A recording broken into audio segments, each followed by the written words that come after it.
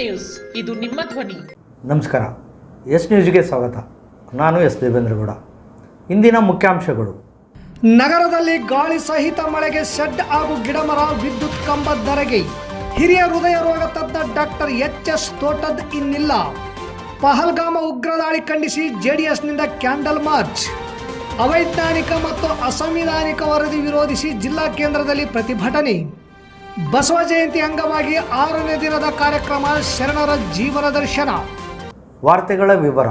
ಭಯಂಕರ ಗಾಳಿ ಮಳೆಗೆ ಸಿಂಧನೂರು ಜನತಾ ಕಾಲೋನಿಯಲ್ಲಿ ಬಡವರ 4ಕ್ಕೂ ಹೆಚ್ಚು ಶೆಡ್ಗಳು, ಮರಗಳು ಧರೆಗೆ ಉರುಳಿ ವಿದ್ಯುತ್ ಕಂಬಗಳು ನೆಲಕ್ಕೆ ಬಿದ್ದಿದ್ದು ಜನರು ಪ್ರಾಣಾಪಾಯದಿಂದ ಪಾರಾಗಿದ್ದಾರೆ.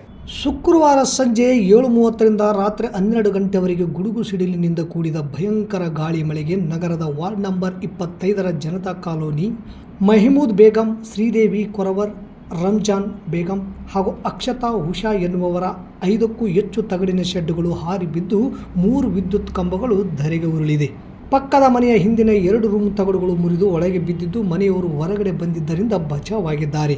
ಮನೆಯಲ್ಲಿ ಇದ್ದ ಮಕ್ಕಳು ಮರಿಗಳು ಪ್ರಾಣಾಪಾಯದಿಂದ ಕೂದಲೆಳೆಯಲ್ಲಿ ಸಿನಿಮೆಯ ರೀತಿಯಲ್ಲಿ ಪಾರಾಗಿದ್ದಾರೆ. ಮನೆಯಲ್ಲಿದ್ದ ಜೀವನ ನಡೆಸಲು ಬೇಕಾದ ದವಸ ಧಾನ್ಯಗಳು ಮಳೆಗೆ ಸಿಲುಕಿ ಕುಟುಂಬಗಳು ಪರಿತಪಿಸುವಂತಾಗಿದೆ. ನಗರಸಭೆ ಹಾಗೂ ತಾಲೂಕಾಡಳಿತ ಸಂತ್ರಸ್ತರ ನೆರವಿಗೆ ಪರ್ಯಾಯ ತಾತ್ಕಾಲಿಕ ವಸತಿ ವ್ಯವಸ್ಥೆಗೆ ಮತ್ತು ಪರಿಹಾರಕ್ಕೆ ಮುಂದಾಗಲು CPIM red star Sindhanur taluk ಸಮಿತಿ ತಾಲೂಕು ಆಡಳಿತಕ್ಕೆ ಆಗ್ರಹಿಸಲಾಗಿತ್ತು. ಅದಕ್ಕೆ ಸ್ಪಂದಿಸಿದ ತಹಶೀಲ್ದಾರ್ ಅರುಣ್ಕುಮಾರ್ ದೇಸಾಯಿ ಹಾಗೂ ಪೌರಾಯುಕ್ತ ಮಂಜುನಾಥ್ ಗುಂಡೂರ್ ಜನತಾ ಕಾಲೋನಿಯ ಶ್ರೀ ವೆಂಕಟೇಶ್ವರ ಶಾಲೆಯಲ್ಲಿ 4ರಿಂದ 5 ಕುಟುಂಬಗಳಿಗೆ ತಾತ್ಕಾಲಿಕ ನಿರಾಶ್ರಿತರಿಗೆ ವಸತಿ ಹಾಗೂ ಊಟದ ವ್ಯವಸ್ಥೆಯನ್ನು ಕೂಡ ತಾಲೂಕು ಆಡಳಿತ ವ್ಯವಸ್ಥೆ ಮಾಡಿಕೊಟ್ಟಿದ್ದಾರೆ. ಬಿದ್ದ ಟಿನ್ ಶೆಡ್ಗಳಿಗೆ ಪರಿಹಾರದ ವ್ಯವಸ್ಥೆಯನ್ನು ಕಲ್ಪಿಸುವುದಾಗಿ ಭರವಸೆ ನೀಡಿದ್ದಾರೆ. ಹಾಗೆ ಧರೆಗೆ ಬಿದ್ದ ವಿದ್ಯುತ್ ಕಂಬಗಳನ್ನು ಕೂಡ ಜೆಸ್ಕಾಂನವರು ತ್ವರಿತಗತಿಯಲ್ಲಿ ಹಾಕಿ ಸರಿ ಮಾಡಿದ್ದಾರೆ. ಕಾರಣ ತಹಶೀಲ್ದಾರರಿಗೂ ಮತ್ತು ಪೌರಾಯುಕ್ತರಿಗೂ ಜೆಸ್ಕಾಂನವರಿಗೂ ಅಭಿನಂದನೆಗಳು ತಿಳಿಸಿದ್ದಾರೆ. ಈ ಸಂದರ್ಭದಲ್ಲಿ ಕಂದಾಯ ಅಧಿಕಾರಿ ಉಮಾಪತಿ ಮತ್ತು ಗ್ರಾಮ ಲೆಕ್ಕಾಧಿಕಾರಿ ಯೂನಿಸ್, ಸಂಘಟನೆಯ ಮುಖಂಡ ಎಂ ಗಂಗಾಧರ್, ವಾರ್ಡಿನ ನಗರಸಭೆ ಸದಸ್ಯರು ಉಮೇಶ್ ಯಾದವ್, ರಘು, ಹನುಮಂತ, ಧನರಾಜ್, ಚಂದಪ್ಪ, ಶರಣಬಸವ ಸೇರಿದಂತೆ ನಿರಾಶ್ರಿತರು ಇದ್ದರು. ಸತತ 12 ಗಂಟೆವರೆಗೆ ಸುರಿದಂಥ ಭಾರೀ ಭಯಂಕರದ ಗಾಳಿ, ಮಳೆ, ಗುಡುಗು ಸಿಡ್ಲಿಗೆ ಜನತಾ ಕಾಲೋನಿಯ ವಾರ್ಡ್ ನಂಬರ್ 25ರ ಒಂದು 4-5 ಮನೆಗಳು ಇವತ್ತು ಗಾಳಿಗೆ ಉರುಳಿಬಿದ್ದಿವೆ. 4-5 ಜನರ ಕುಟುಂಬ ಇವತ್ತು ಬೀದಿಗೆ ಬಂದಿದೆ. ಅದರಲ್ಲಿ 3 ಕುಟುಂಬ ಅಂತೂ ಇವತ್ತು ಬೀದಿಗೆ ಬಂದಿದೆ. ಯಾಕಂದರೆ ಎಲ್ಲ ಚೆತ್ತೆ ತಗಡು ಶೆಡ್ಡು, ಟಿನ್ ಶೆಡ್ಡು ಉರುಳಿ ಬಿದ್ದಿದೆ. ಹಾಗಾಗಿ ಇನ್ನು ರಾತ್ರಿ ತನಕ ಇಲ್ಲಿನ ನಗರಸಭೆ ಆಡಳಿತಕ್ಕೆ ಮತ್ತು ತಾಲೂಕು ಆಡಳಿತಕ್ಕೆ ನಾವು ವಿನಂತಿ ಮಾಡಿದ್ದೀವಿ. ಕೂಡಲೇ ನಿರಾಶ್ರಿತರಾಗದಂಥ ಕುಟುಂಬಗಳಿಗೆ ಪರ್ಯಾಯ ವಸ್ತು ವ್ಯವಸ್ಥೆಯನ್ನು ಕಲ್ಪಿಸಿಕೊಡ್ಬೇಕು. ಆಮೇಲೆ ಅವರಿಗೆ ಸಂಬಂಧಪಟ್ಟಂಥ ಬಟ್ಟೆ, ಬರೆ, ದವಸ ಧಾನ್ಯ ಎಲ್ಲ ಮಳೆಗೆ ನೆಂದೋಗಿದ್ದರಿಂದ ಅವರಿಗೆ ಊಟದ ಮತ್ತು ವಸತಿ ವ್ಯವಸ್ಥೆಯನ್ನು ಕಲ್ಪಿಸಬೇಕು. ಹಾಗೆಯೇ 3-4 ಕಂಬಗಳು ಈ ಒಂದು ಅವಘಡಕ್ಕೆ, ಈ ಮಳೆಯ ಅವಾಂತರಕ್ಕೆ 3-4 ಕಂಬಗಳು ನೆಲಕ್ಕುರುಳಿವೆ. ನಿನ್ನೆ ರಾತ್ರಿಯಿಂದ ಕರೆಂಟ್ ಇಲ್ಲ, ಇಲ್ಲಿವರೆಗೂ ಕರೆಂಟ್ ಇಲ್ಲ. ಹಾಗಾಗಿ ಕೂಡಲೇ ಸಂಬಂಧಪಟ್ಟ ಇಲಾಖೆಯವರಿಗೆ, ವಿದ್ಯುತ್ ಇಲಾಖೆಗೆ ಕಂಬದ ವ್ಯವಸ್ಥೆಯನ್ನು ಮಾಡಿ ಬೇಗ ಅವರಿಗೆ ದುರಸ್ತಿ ಮಾಡಬೇಕನ್ನೋದು ಒಂದು. ಕೂಡಲೇ ನಿರಾಶ್ರಿತರು ಏನಿದ್ದಾರೋ ಇವರಿಗೆ ಸರ್ಕಾರದಿಂದ ಪರಿಹಾರ ಮತ್ತು ವಸತಿ ವ್ಯವಸ್ಥೆನ, ಪರ್ಯಾಯ ವ್ಯವಸ್ಥೆ, ತಾತ್ಕಾಲಿಕವಾಗಿ ವಸತಿ ವ್ಯವಸ್ಥೆನ ಕೂಡಲೇ ಸಿಂಧನೂರು ತಾಲೂಕು ಆಡಳಿತ ಮತ್ತು ನಗರಸಭೆ ಮಾಡಬೇಕಂತೇಳಿ ಈ ಮೂಲಕ ನಾನು ವಿನಂತಿ ಮಾಡ್ತೀನಿ. ನಿರ್ಲಕ್ಷ್ಯ ಮಾಡಿದ್ರೆ ಸಂಬಂಧಪಟ್ಟ ಇಲಾಖೆ ಮುಂದೆ ಈ ಜನರ ನಿರಾಶ್ರಿತರ ಒಳಗೊಂಡು ಹೋರಾಟ ಮಾಡೋದು ನಮಗೆ ಅನಿವಾರ್ಯವಾಗುತ್ತೆ ಅಂತೇಳಿ ಈ ಮೂಲಕ ನಾನು ಪ್ರಕಟಣೆ ಮಾಡ್ತೀನಿ. ಎಂ ಗಂಗಾಧರ್. ಸಿಂಧನೂರು ತಾಲೂಕಿನ ಹಿರಿಯ ಹೃದಯ ರೋಗ ತಜ್ಞ ಡಾಕ್ಟರ್ ಎಚ್.ಎಸ್. ತೋಟದ್ ನಿನ್ನೆ ಬೆಂಗಳೂರಿನಲ್ಲಿ ಬೆಳಗಿನ ಜಾವ ಖಾಸಗಿ ಆಸ್ಪತ್ರೆಯೊಂದರಲ್ಲಿ ಕೊನೆಯುಸಿರೆಳೆದರು. ಇಂದು ವೀರಶೈವ ರುದ್ರಭೂಮಿಯಲ್ಲಿ ಅಂತ್ಯಕ್ರಿಯೆ ಜರುಗಿತು. ಮೃತರಿಗೆ 2 ಪುತ್ರಿಯರು ಹಾಗೂ ಓರ್ವ ಪುತ್ರ ಡಾಕ್ಟರ್ ಹರ್ಷ ತೋಟದ್ ಇರುವರು. ಸಿಂಧನೂರಿನ ಸರ್ಕಾರಿ ಆಸ್ಪತ್ರೆಗೆ 1983-84ರಲ್ಲಿ ವೈದ್ಯಾಧಿಕಾರಿಗಳಾಗಿ ಆಗಮಿಸಿದ ಡಾಕ್ಟರ್ ತೋಟದ್ ನಂತರ ಸರ್ಕಾರಿ ಹುದ್ದೆಗೆ ರಾಜೀನಾಮೆ ನೀಡಿ ತೋಟದ್ ನರ್ಸಿಂಗ್ ಹೋಮ್ ಅನ್ನು ಆರಂಭಿಸಿದರು. ಕೆಲವೇ ವರ್ಷಗಳಲ್ಲಿ ಅವರು ಅಪಾರ ಜನಮನ್ನಣೆ ಗಳಿಸಿದರು. ಪ್ರತಿ ಹಳ್ಳಿಗಳಲ್ಲಿ ತೋಟಪ್ಪ ಡಾಕ್ಟರ್ ಎಂದು ಹೆಸರು ಮಾಡಿದರು. ಈಗಲೂ ಸಹ ಹಳ್ಳಿಯ ಜನ ತೋಟಪ್ಪನ ದವಾಖಾನೆಗೆ ಹೋಗಮ್ಮ ನಡೀರಿ ಅಂತಲೇ ಹೇಳಿಕೊಂಡು ಬರುತ್ತಾರೆ.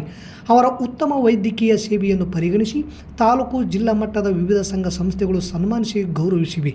ಇಂಡಿಯನ್ ಮೆಡಿಕಲ್ ಅಸೋಸಿಯೇಷನ್ ವತಿಯಿಂದ ಬೆಂಗಳೂರಿನಲ್ಲಿ ಅವರ ಜೀವಮಾನದ ಸಾಧನೆಗಾಗಿ ವೈದ್ಯ ರತ್ನ ಪ್ರಶಸ್ತಿಯನ್ನು ಪಡೆದುಕೊಂಡಿದ್ದರು. ವಿಶೇಷವಾಗಿ ಟೆನ್ನಿಸ್ ಆಟಗಾರರಾಗಿದ್ದ ಡಾಕ್ಟರ್ ತೋಟದವರು ಹಲವಾರು ತಾಲೂಕು, ಜಿಲ್ಲಾ, ಝೋನಲ್ ಹಾಗೂ ರಾಜ್ಯ ಮಟ್ಟದ ಟೆನ್ನಿಸ್ ಸ್ಪರ್ಧೆಗಳಲ್ಲಿ ಭಾಗವಹಿಸಿ ಬಹುಮಾನಗಳನ್ನು ಪಡೆದಿದ್ದರು. ಹುಬ್ಬಳ್ಳಿಯಲ್ಲಿ ನಡೆದ ರಾಜ್ಯ ಮಟ್ಟದ ಟೆನ್ನಿಸ್ ಪಂದ್ಯಾವಳಿಯಲ್ಲಿ ರನ್ನರ್ ಆಫ್ ಆಗಿದ್ದರು.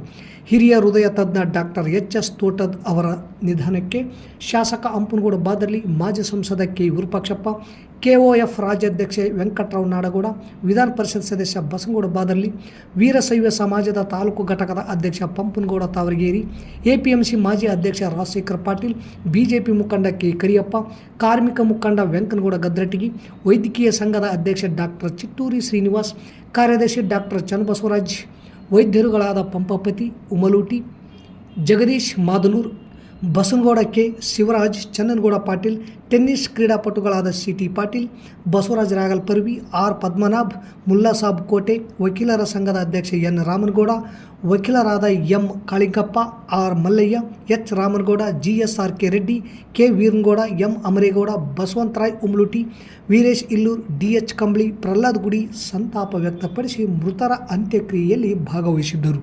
ಕಾಶ್ಮೀರದ ಪಹಲ್ಗಾಮ್ನಲ್ಲಿ ಉಗ್ರರ ದಾಳಿ ಖಂಡಿಸಿ ಜಾತ್ಯತೀತ ಜನತಾದಳದಿಂದ ಮಾಜಿ ಸಚಿವರಾದ ವೆಂಕಟರಾವ್ ನಾಡಗೌಡರ ನೇತೃತ್ವದಲ್ಲಿ ನಗರದ ಗಾಂಧಿ ವೃತ್ತದ ಬಳಿ ಮೇಣದ ಬತ್ತಿ ಹೊತ್ತಿಸಿ ಮೌನಾಚರಣೆ ಮಾಡುವ ಮೂಲಕ ಮೃತರ ಆತ್ಮಕ್ಕೆ ಶಾಂತಿ ಕೋರಿದರು. ನಗರದ ಪ್ರವಾಸಿ ಮಂದಿರದಿಂದ ಪ್ರಾರಂಭವಾದ ಮೆರವಣಿಗೆ ಗಾಂಧಿ ವೃತ್ತ ತಲುಪಿ ಅಲ್ಲಿ ಕ್ಯಾಂಡಲ್ ಮಾರ್ಚ್ ಮೌನಾಚರಣೆ ನಡೆಸುವ ಮೂಲಕ ಪ್ರತಿಭಟನಾ ಕಾರ್ಯಕ್ರಮ ಏರ್ಪಡಿಸಲಾಯಿತು. ಸಭೆಯಲ್ಲಿ ಮಾತನಾಡಿದ ನಾಡಗೌಡರು, ಕಾಶ್ಮೀರದಲ್ಲಿ 370 ರದ್ದತಿಯಿಂದಾಗಿ ಶಾಂತಿ ನೆಲೆಸಿತ್ತು, ಪ್ರವಾಸೋದ್ಯಮ ಬೆಳವಣಿಗೆ ಕಂಡಿತ್ತು. ಇದನ್ನು ಸಹಿಸದ ಉಗ್ರರು ದಾಳಿ ನಡೆಸಿ 27 ಜನ ಅಮಾಯಕ ಜನರನ್ನು ಕೊಂದದ್ದು ಖಂಡನೀಯ. ಇದನ್ನು ಯಾರೂ ಕೂಡ ಒಪ್ಪುವುದಿಲ್ಲ. ಉಗ್ರರ ವಿರುದ್ಧ ಕೇಂದ್ರ ಸರ್ಕಾರ ಕಠಿಣ ಕ್ರಮ ಕೈಗೊಳ್ಳಬೇಕು. ದೇಶದ ಜನ ಕೇಂದ್ರ ಸರ್ಕಾರದ ಜೊತೆ ಇರುತ್ತೇವೆ ಎಂದರು. ಈ ಸಂದರ್ಭದಲ್ಲಿ ಜೆಡಿಎಸ್ ತಾಲೂಕು ಅಧ್ಯಕ್ಷ ಬಸವರಾಜ ನಾಡಗೌಡ, ನಗರಸಭಾ ಸದಸ್ಯರಾದ D. Satyanarayan, K. Jilanipasha, Chandrashekar Mailar, JDS ಮುಖಂಡರಾದ ಚಂದ್ರಭೂಪಾಲ್ ನಾಡಗೌಡ, ಧರ್ಮನಗೌಡ ಮಲ್ಕಾಪುರ್, ಭೀಮನಗೌಡ ವಕೀಲರು, ವೆಂಕಟೇಶ್ ನಂಜಲದಿನ್ನಿ, ಅಲ್ಲಮಪ್ರಭು ಪೂಜಾರ್, ಎಂಡಿ ಆಸಿಫ್, ಮಹಾವೀರ್ ಜೈನ್ ಸೇರಿದಂತೆ ಅನೇಕರಿದ್ದರು. ಸ್ಥಳೀಯ ಮುಸ್ಲಿಮರು ಕೂಡ ಯಾರು ಬಂದಿದ್ರು ಅವರಿಗೆ ರಕ್ಷಣೆಯನ್ನು ಕೊಟ್ಟು ಒಂದು ಯಾವುದೇ ಅನಾಹುತ ಆಗದ ಹಾಗೆ ಸೇಫ್ ಝೋನ್ಗೆ ಕರ್ಕೊಂಡೋಗಿ ತಲುಪಿಸಿದ್ದಾರೆ. ಇದು ಮಾನವೀಯ ಮೌಲ್ಯಗಳು ಇರ್ತದೆ ಭಾರತದ ಇತಿಹಾಸದಲ್ಲಿ. ಆದರೆ ಪಾಕಿಸ್ತಾನಕ್ಕೆ ಅದರ ಅರ್ಥ ಗೊತ್ತಿಲ್ಲ, ಮನುಷ್ಯತ್ವದ ಬೆಲೆ ಗೊತ್ತಿಲ್ಲ. ಹಾಗಾಗಿ ಆ ದೇಶವನ್ನ ಇವತ್ತು ಜಗತ್ತಿನ ಎಲ್ಲ ರಾಷ್ಟ್ರಗಳು ನಿಂದಿಸ್ತಾ ಇದ್ದಾವೆ. ಇವತ್ತು ನಾವು ನೋಡ್ತಾ ಇದ್ದೀವಿ ಮಾಧ್ಯಮಗಳಲ್ಲಿ, ರಷ್ಯಾ ಇರ್ಬೋದು, ಅಮೆರಿಕ ಇರ್ಬೋದು, ಮುಂದುವರೆದು ಜಪಾನ್ ಇರ್ಬೋದು, ಎಲ್ಲ ದೇಶಗಳಿಂದ ಪ್ರಧಾನಿ ಮೋದಿ ಅವರಿಗೆ ಅವರು ತಮ್ಮ ಸಂಪೂರ್ಣ ಬೆಂಬಲವನ್ನ ವ್ಯಕ್ತಪಡಿಸ್ತಾ ಇರೋದನ್ನ ನೋಡಿದ್ರೆ ಇವತ್ತು ಪಾಕಿಸ್ತಾನದ ವಿರುದ್ಧ ಎಲ್ಲ ರಾಷ್ಟ್ರಗಳು ಕೂಡ ಈ ವಿಷಯವನ್ನ ಟೀಕಿಸ್ತಾ ಇರುವುದನ್ನ ನಾವು ಗಮನಿಸ್ತೇವೆ. ಇನ್ನಾದರೂ ಪಾಕಿಸ್ತಾನ ಪಾಠ ಕಲಿಯದೇ ಇದ್ರೆ ಇನ್ನು ಮತ್ತೆ ಮುಂದೆ ದೊಡ್ಡ ಅನಾಹುತವನ್ನು ಅವರು ಎದುರಿಸಬೇಕಾಗ್ತದೆ ಅಂತಕ್ಕಂಥ ಮಾತನ್ನು ಹೇಳಿ ನಾವು ಸರ್ಕಾರಕ್ಕೆ ಒತ್ತಾಯ ಮಾಡ್ತೇವೆ. ಇದನ್ನ ನಾವು ಒತ್ತಾಯ ಮಾಡ್ತೇವೆ ಕೇಂದ್ರ ಸರ್ಕಾರಕ್ಕೆ. ಯಾರು ಇದರಲ್ಲಿ ಭಾಗವಹಿಸಿದ್ದಾರೆ ಅವರಿಗೆ ಅತ್ಯಂತ ಕಠಿಣ ಶಿಕ್ಷೆ ಆಗಬೇಕು, ಅದನ್ನ ಮಾಡ್ತಾರೆ ಅಂತಕ್ಕಂಥ ವಿಶ್ವಾಸದೊಂದಿಗೆ ಮತ್ತೊಮ್ಮೆ ನಾವು ಅಗಲಿದ ಜೀವಗಳಿಗೆ ಶಾಂತಿಯ ಭಗವಂತ ಕೊಡ್ಲಿ ಅಂತೇಳಿ 1 ನಿಮಿಷ ಮೌನಾಚರಣೆಯನ್ನು ಮಾಡಿ ಈ ಕಾರ್ಯಕ್ರಮವನ್ನು ಮುಗಿಸೋಣ ಅನ್ನುವ ಮಾತನ್ನು ಹೇಳಿ ಈಗ 1 ನಿಮಿಷ ಮೌನಾಚರಣೆ. ಕರ್ನಾಟಕ ಗಣ ಸರ್ಕಾರವು 10 ವರ್ಷಗಳ ಹಿಂದೆ ಕಾಂತರಾಜ್ ಅವರ ಅಧ್ಯಕ್ಷತೆಯಲ್ಲಿ ನಡೆಸಿದ ಜಾತಿ ಜನಗಣತಿ ಸಾಮಾಜಿಕ, ಆರ್ಥಿಕ ಹಾಗೂ ಶೈಕ್ಷಣಿಕವಾಗಿ ಹಿಂದುಳಿದಿರುವ ಕುರಿತಾದ ಅವೈಜ್ಞಾನಿಕ ಮತ್ತು ಅಸಂವಿಧಾನಿಕ ವರದಿಯನ್ನು ವೀರಶೈವ ಲಿಂಗಾಯತ ಹಾಗೂ ಉಪಪಂಗಡಗಳು ವಿರೋಧಿಸುತ್ತಿದ್ದು 28ರಂದು ಸೋಮವಾರ ರಾಯಚೂರಿನಲ್ಲಿ ಪ್ರತಿಭಟನೆ ಹಮ್ಮಿಕೊಂಡಿವೆ. ರಾಜ್ಯದ ಜಾತಿ ಜನಗಣತಿಯಲ್ಲಿ 27% ವೀರಶೈವ ಲಿಂಗಾಯತ ಸಮುದಾಯದವರು ಇರುತ್ತಾರೆ. ಆದರೆ ಈಗ ವೀರಶೈವ ಲಿಂಗಾಯತ ಹಾಗೂ ಉಪಪಂಗಡಗಳನ್ನು ಸೇರಿಸಿ 11% ಇದೆ ಎಂದು ವರದಿಯಾಗಿದೆ. ಆದರೆ ನಮ್ಮ ಕರ್ನಾಟಕ ರಾಜ್ಯದಲ್ಲಿ ನಮ್ಮ ಸಮಾಜದ ಜನಗಣತಿ ತೆಗೆದುಕೊಂಡಲ್ಲಿ ಸುಮಾರು 2.50 ಕೋಟಿಗೂ ಮಿಗಿಲಾದ ಜನಸಂಖ್ಯೆ ಹೊಂದಿರುತ್ತದೆ. ಹೀಗಾಗಿ ನಮ್ಮ ಸಮಾಜಕ್ಕೆ ಘನಘೋರ ಅನ್ಯಾಯವಾಗಿರುತ್ತದೆ. ಕಾರಣ, ಈಗ ನಡೆಸಿದ ಜಾತಿ ಜನಗಣತಿಯನ್ನು ಒಪ್ಪಲು ನಾವು ಸಿದ್ಧರಿಲ್ಲ. ಅವರ ವರದಿ ಏನಾದರೂ ಅನುಷ್ಠಾನಗೊಂಡಲ್ಲಿ ಪ್ರಸ್ತುತ ಹಾಗೂ ನಮ್ಮ ಮುಂಬರುವ ಪೀಳಿಗೆಗೆ ರಾಜಕೀಯ, ಆರ್ಥಿಕ, ಶೈಕ್ಷಣಿಕ ಹಾಗೂ ಸಾಮಾಜಿಕವಾಗಿ ಬಹುದೊಡ್ಡ ಅನ್ಯಾಯವಾಗುತ್ತದೆ. ಆದ್ದರಿಂದ ಜಿಲ್ಲೆಯ ಸಮಸ್ತ ವೀರಶೈವ ಲಿಂಗಾಯತ ಸಮಾಜದ ಬಾಂಧವರಿಗೆ ಈ ಮೂಲಕ ತಿಳಿಸುವುದೇನೆಂದರೆ, ಈಗಿರುವ ಮತ್ತು ಮುಂದೆ ಆಗಬಹುದಾದ ಅನ್ಯಾಯವನ್ನು ಸರಿಪಡಿಸಲು ಏಪ್ರಿಲ್ 28ರಂದು ಸೋಮವಾರ ಬೆಳಗ್ಗೆ 10 ಗಂಟೆಗೆ ಸರಿಯಾಗಿ ರಾಯಚೂರು ನಗರದ ಬೈಪಾಸ್ ರಸ್ತೆಯ ರೇಣುಕಾಚಾರ್ಯ ವೃತ್ತದ ಸಮೀಪದಲ್ಲಿರುವ ಹರ್ಷಿತಾ ಗಾರ್ಡನ್ನಲ್ಲಿ ಸಭೆ ಸೇರಿ ಅಲ್ಲಿಂದ ಪಾದಯಾತ್ರೆಯ ಮೂಲಕ ಜಿಲ್ಲಾಧಿಕಾರಿಗಳ ಹೊಸ ಕಾರ್ಯಾಲಯಕ್ಕೆ ಹೋಗಿ ಜಿಲ್ಲಾಧಿಕಾರಿಗಳ ಮುಖಾಂತರ ಕರ್ನಾಟಕ ಸರ್ಕಾರಕ್ಕೆ ಪ್ರತಿಭಟನಾ ಮನವಿ ಪತ್ರ ಸಲ್ಲಿಸಲು ಸಹಸ್ರ ಸಂಖ್ಯೆಯಲ್ಲಿ ಸಮಾಜದ ಬಾಂಧವರು ಆಗಮಿಸಬೇಕೆಂದು ಸಮಸ್ತ ಬಾಂಧವರಲ್ಲಿ ತಾಲೂಕು ವೀರಶೈವ ಲಿಂಗಾಯತ ಸಮಾಜದ ಹಾಗೂ ಎಲ್ಲ ಉಪಪಂಗಡಗಳು, ಅಖಿಲ ಭಾರತ ವೀರಶೈವ ಮಹಾಸಭಾ, ಜಿಲ್ಲೆಯ ಮಠಮಾನ್ಯಗಳು ಮತ್ತು ಚಂದ್ರಮೌಳೇಶ್ವರ ದೇವಸ್ಥಾನ ಸೇವಾ ಟ್ರಸ್ಟ್ ಸಂಘದ ಸಂಸ್ಥೆಗಳು ವಿನಂತಿಸಿವೆ. ನಗರದ ಆರ್ಜೆಂ ಶಾಲಾ ಮೈದಾನದಲ್ಲಿ ಶುಕ್ರವಾರ ಸಂಜೆ 6ನೇ ದಿನದ 892ನೇ ಬಸವ ಜಯಂತಿ ಪ್ರಯುಕ್ತ ಶರಣರ ಜೀವನ ದರ್ಶನ ಪ್ರವಚನ ಮಾಲಿಕೆ ಉದ್ಘಾಟನೆಯನ್ನು ದಿದ್ಗಿ ಗ್ರಾಮದ ರೈತ ಹಾಗೂ ಬಸವ ಅಭಿಮಾನಿ ಬಸವಂತ ರಾಯಗೌಡ ಉದ್ಘಾಟಿಸಿದರು. ಪ್ರವಚನಕಾರ್ತಿ ಬಸವರಾಜೇಶ್ವರಿ ಅತ್ತಿವೇರಿ, ಪತ್ರಕರ್ತ ಪ್ರಹ್ಲಾದ್ ಗುಡಿ, ವಕೀಲರು ನೂಲಿ ಚಂದಯ್ಯ, ಸಮಾಜದ ಮುಖಂಡ ಹುಲಿಗಪ್ಪ ವೇದಿಕೆ ಮೇಲೆ ಉಪಸ್ಥಿತರಿದ್ದರು. ಅಧ್ಯಕ್ಷತೆಯನ್ನು ವರ್ತಕರಾದ ಸಿದ್ದರಾಮಪ್ಪ ಕಾನಿಹಾಳ್ ವಹಿಸಿದ್ದರು. ಕಾರ್ಯಕ್ರಮದಲ್ಲಿ ಬಸವ ಜಯಂತಿ ಉತ್ಸವ ಸಮಿತಿ ಗೌರವಾಧ್ಯಕ್ಷ ವೀರಭದ್ರಗೌಡ ಅಮರಾಪುರ್, ಅಧ್ಯಕ್ಷ ನಾಗಭೂಷಣ್ ನವಲಿ, ಬಸವ ಕೇಂದ್ರದ ಮಾಜಿ ಅಧ್ಯಕ್ಷ ಗುಂಡಪ್ಪ ಬಳಿಗಾರ್, ಪ್ರಧಾನ ಕಾರ್ಯದರ್ಶಿ ಬಸವರಾಜ ಹುಲಿ ಹೈದರ್, ವಕೀಲರು ಮುಖಂಡರಾದ ಸಿದ್ದರಾಮಪ್ಪ ಸಾಹುಕಾರ ಮಾರ್ಸಿರುವಾರ್, ನಿರ್ಪಾದೆಪ್ಪ ಗುಡಿಹಾಳ್, ವಕೀಲರು ಗಂಗಮ್ಮ ವೀರಭದ್ರಪ್ಪ ಕುರ್ಕುಂದ, ದೇವಿರಮ್ಮ, ಮಹಿಳಾ ಬಸವ ಕೇಂದ್ರದ ಅಧ್ಯಕ್ಷ ಸುಮಂಗಲ ಚಿಂಚರಿಕಿ, ಎಚ್ ವೀರಭದ್ರಪ್ಪ, ವಕೀಲರು ಹರಟೆನೂರ್ ಚಂದ್ರು, ದೊಡ್ಡ ಬಸವ ಸೇರಿದಂತೆ ಮತ್ತಿತರರು ಇದ್ದರು. ಮತ್ತೊಮ್ಮೆ ಮುಖ್ಯಾಂಶಗಳು. ನಗರದಲ್ಲಿ ಗಾಳಿ ಸಹಿತ ಮಳೆಗೆ ಶೆಡ್ ಹಾಗೂ ಗಿಡಮರ, ವಿದ್ಯುತ್ ಕಂಬ ಧರೆಗೆ. ಹಿರಿಯ ಹೃದಯ ರೋಗ ತಜ್ಞ ಡಾಕ್ಟರ್ ಎಚ್.ಎಸ್. ತೋಟದ್ ಇನ್ನಿಲ್ಲ. ಪಹಲ್ಗಾಮ ಉಗ್ರ ದಾಳಿ ಖಂಡಿಸಿ ಜೆಡಿಎಸ್ನಿಂದ ಕ್ಯಾಂಡಲ್ ಮಾರ್ಚ್. ಅವೈಜ್ಞಾನಿಕ ಮತ್ತು ಅಸಂವಿಧಾನಿಕ ವರದಿ ವಿರೋಧಿಸಿ ಜಿಲ್ಲಾ ಕೇಂದ್ರದಲ್ಲಿ ಪ್ರತಿಭಟನೆ. ಬಸವ ಜಯಂತಿ ಅಂಗವಾಗಿ 6ನೇ ದಿನದ ಕಾರ್ಯಕ್ರಮ ಶರಣರ ಜೀವನ ದರ್ಶನ. ಇಲ್ಲಿಗೆ ವಾರ್ತಾ ಪ್ರಸಾರ ಮುಕ್ತಾಯವಾಯಿತು. ನಿರಂತರ ಸುದ್ದಿಗಾಗಿ ವೀಕ್ಷಿಸಿ ಎಸ್ ನ್ಯೂಸ್. ಇದು ನಿಮ್ಮ ಧ್ವನಿ. ನಮಸ್ಕಾರ. ನಿಮ್ಮ ಮಕ್ಕಳ ಉಜ್ವಲ ವಿದ್ಯಾಭ್ಯಾಸಕ್ಕಾಗಿ ಹಿಂದೆ ಭೇಟಿ ಕೊಡಿ Indira Priyadarshini central school English ಮಾಧ್ಯಮ ಶಾಲೆ, ಸತ್ಯ ಗಾರ್ಡನ್ ಹತ್ತಿರ, ಸಿಂಧನೂರು. 2025-26ನೇ ಸಾಲಿನ ಪ್ರವೇಶಗಳು ಪ್ರಾರಂಭ. ನರ್ಸರಿಯಿಂದ 10ನೇ ತರಗತಿಗೆ ಪ್ರವೇಶ ಬಯಸುವವರು ಹಿಂದೆ ಸಂಪರ್ಕಿಸಿ. ಸುಸಜ್ಜಿತ ಶಾಲಾ ಕೊಠಡಿಗಳನ್ನು ಹೊಂದಿರುವ CBSE ಮಾನ್ಯತೆ ಪಡೆದ ಏಕೈಕ ಶಾಲೆಯಾಗಿದೆ. ವಿಶಾಲವಾದ ಕ್ರೀಡಾ ಮೈದಾನ, ಉತ್ತಮ ವಾತಾವರಣ, ನಗರಕ್ಕೆ ಹತ್ತಿರ ಇರುವ ಶಾಲೆಯಾಗಿದೆ.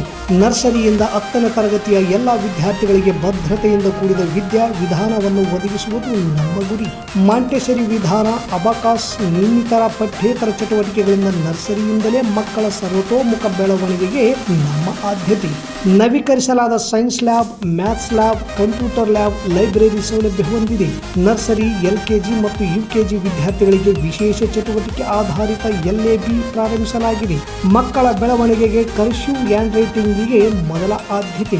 ಮಕ್ಕಳ ದೈಹಿಕ ಹಾಗೂ ಮಾನಸಿಕ ದೃಢತೆಗಾಗಿ ಇನ್ನಿತರ ಚಟುವಟಿಕೆಗಳಾದ ಇಂಡೋರ್ ಮತ್ತು ಔಟ್ಡೋರ್ ಕ್ರೀಡೆಗಳು, ಯೋಗ, ಸಂಗೀತ, ಚಿತ್ರಕಲೆ, ಕ್ವಿಜ್ ಕಾಂಪಿಟೇಷನ್ಗೆ ತರಬೇತಿ ನೀಡಲಾಗುತ್ತದೆ. ಉತ್ತಮ ಸ್ನಾತಕೋತ್ತರ ತರಬೇತಿ ಪಡೆದ ಶಿಕ್ಷಕರಿಂದ ಥಿಯರಿ ಮತ್ತು ಪ್ರಾಕ್ಟಿಕಲ್ ವಿಷಯಗಳ ಬೋಧನೆಯಿಂದ ಸತತವಾಗಿ 16 ವರ್ಷಗಳಿಂದ 10ನೇ ತರಗತಿಯಲ್ಲಿ ಜಿಲ್ಲಾ ಮಟ್ಟ ಹಾಗೂ ತಾಲೂಕು ಮಟ್ಟದಲ್ಲಿ ಅತ್ಯುತ್ತಮ ಫಲಿತಾಂಶ ನಮ್ಮದಾಗಿದೆ.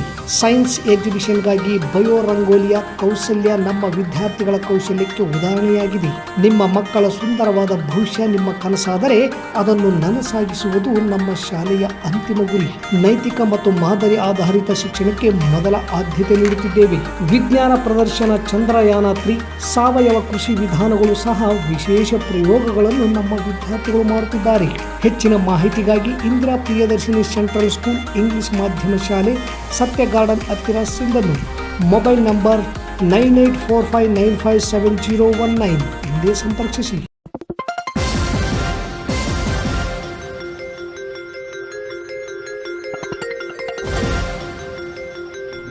ಎಸ್ ನ್ಯೂಸ್, ಇದು ನಿಮ್ಮ ಧ್ವನಿ.